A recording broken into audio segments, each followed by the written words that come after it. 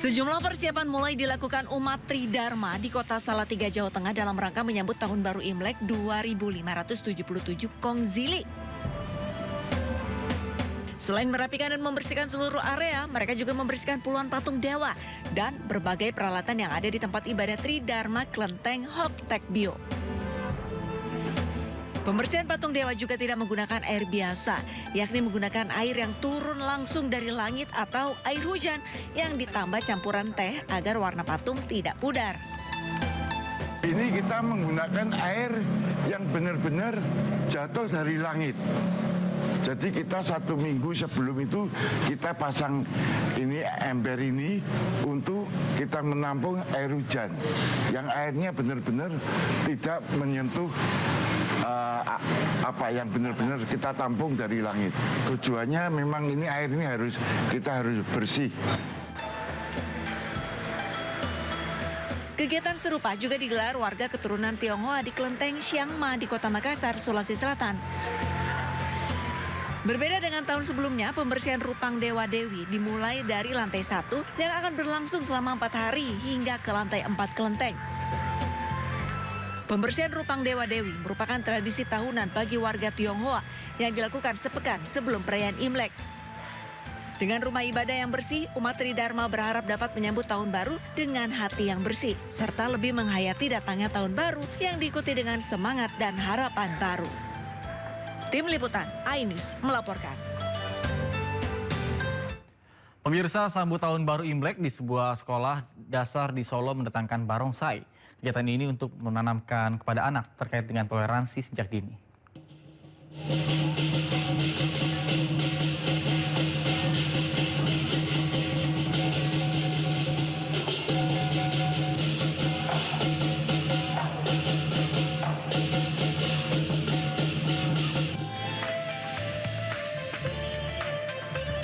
Inilah atraksi barongsai dari Tripusaka Solo yang disaksikan lebih dari 400 siswa SD warga Solo di halaman sekolah setempat.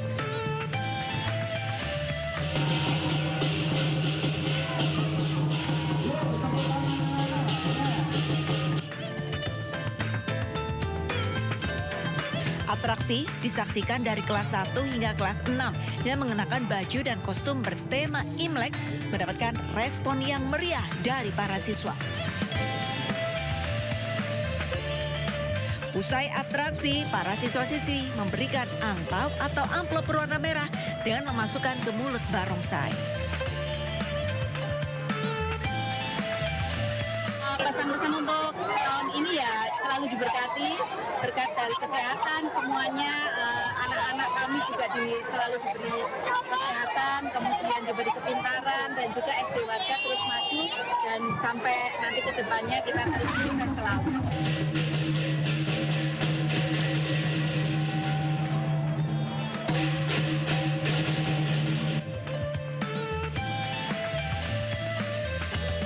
Kegiatan ini untuk memperkenalkan toleransi antar umat beragama, sekaligus merajut kebinekaan dan toleransi yang tinggi di lingkungan sekolah sejak usia dini. Dari Solo, Jawa Tengah, Septiantoro, iNews melaporkan. Pemirsa, demi menjaga toleransi, sebuah vihara di Jember menggelar pesta kue keranjang. Bahkan acara ini tidak hanya didatangi oleh umat Tionghoa, tetapi juga umat Muslim turut mencicipi kue identik Imlek ini.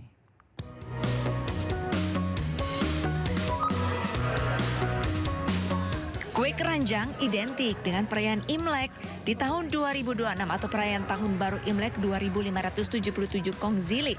Vihara Jagatnata Maitreya di kota Jember, Jawa Timur menggelar pesta kue keranjang. Tak hanya makan kue keranjang, dalam pesta ini tamu yang datang dapat memasak bersama kue khas ini. Enak Pak, nggak seberapa manis tapi enak ini teksturnya itu dia ini agak kayak dodol itu, tapi enak kok ini. Kue keranjang itu digunakan untuk itu ciri khas untuk Imlek, kue Imlek. Hanya keluarnya setahun sekali aja.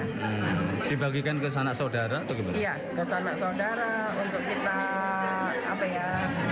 kalau untuk leluhur. Bagian yang mau bagian. Antusias warga non-Tionghoa nyatanya cukup besar.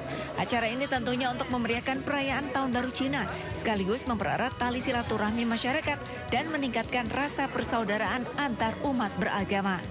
Dari Jember, Jawa Timur, Bambang Sugiarto, iNews melaporkan.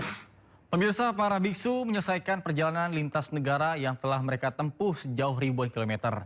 Bahkan aksi ini mereka lakukan sebagai bentuk pesan perdamaian untuk dunia.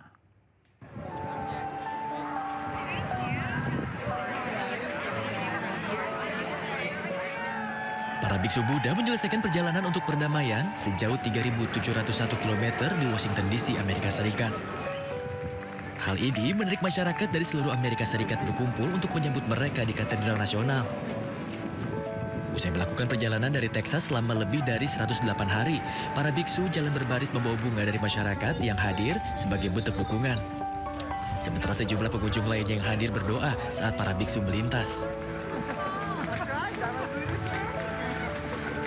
Perjalanan ziarah lintas negara ini mereka lakukan sebagai aksi damai untuk menyoroti pesan perdamaian, kasih sayang, dan kesadaran diri. Pemirsa, komunitas Aborigin Australia melakukan upacara penyembuhan dengan asap di Sydney. Hal ini pun mereka lakukan usai bentrokan yang terjadi dengan polisi dalam aksi penolakan kunjungan Presiden Israel.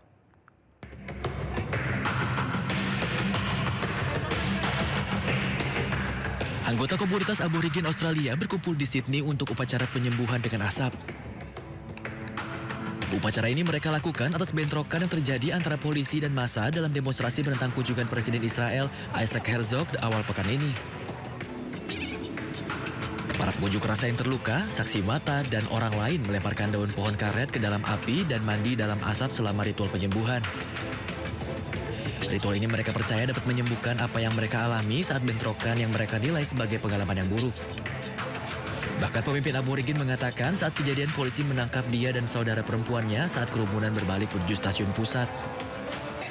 The Israeli President Isaac Herzog, and then due to that protest, police tried to incite violence against us. And then after trying to incite violence against us, they actually did incite violence against... Firstly, I was one of the first people brutalized by the police. I stand here now with the bruising, factual bruisings. Sebelumnya bentrokan terjadi antara ratusan petugas anti huru-hara dengan ribuan demonstran pro-Palestina di Sydney dalam demonstrasi yang menentang kunjungan Herzog ke Australia. Kepolisian New South Wales mengatakan 27 orang ditangkap termasuk 10 orang karena diduga menyerang petugas polisi.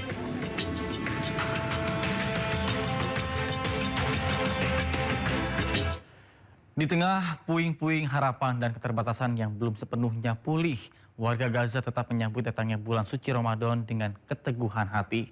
Salah satunya adalah seorang ibu bernama Rihan Sarab.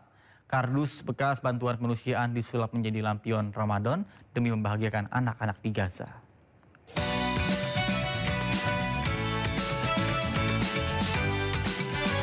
Di salah satu sudut pengungsian di Khan Yunis Timur, seorang ibu bernama Rihan Sarab menyalakan cahaya kecil dari hal yang sederhana. Kardus bekas bantuan kemanusiaan yang dibungkus kain disulap menjadi lampion Ramadan. Semua bermula dari permintaan sederhana sang putra yang ingin merasakan suasana Ramadan seperti tahun-tahun sebelumnya. Rihan tak ingin mengecewakan anaknya. Dengan bahan seadanya, ia merangkai potongan kardus dan kain bekas menjadi lentera warna-warni yang menggantung di tenda pengungsian mereka. صناعة الفوانيس هذه هواية عندي كانت زي الجد والكذب بدايتها. ابني طلب مني فانوس عملت له فحسيت حالي ان انا قادرة ان انا اعمل واعرض عندي في الصفحة. لما عرضت عندي في الصفحة كان في طلب فمن هنا بدأت القصة ان انا ابدأ اشتغل الفوانيس. Tahun lalu, warga Gaza menjalani Ramadan dalam bayang-bayang perang. Dentuman dan ketakutan menjadi bagian dari keseharian. Tahun ini, di tengah harapan akan gencatan senjata yang memberi jeda, mereka memimpikan Ramadan yang lebih tenang. Cahaya Ramadan mungkin tak seterang biasanya. Namun dari tangan-tangan seperti Rihan, lentera kecil itu tetap menyala. Mengajarkan bahwa harapan selalu menemukan jalannya, bahkan dari barang-barang yang nyaris terlupakan.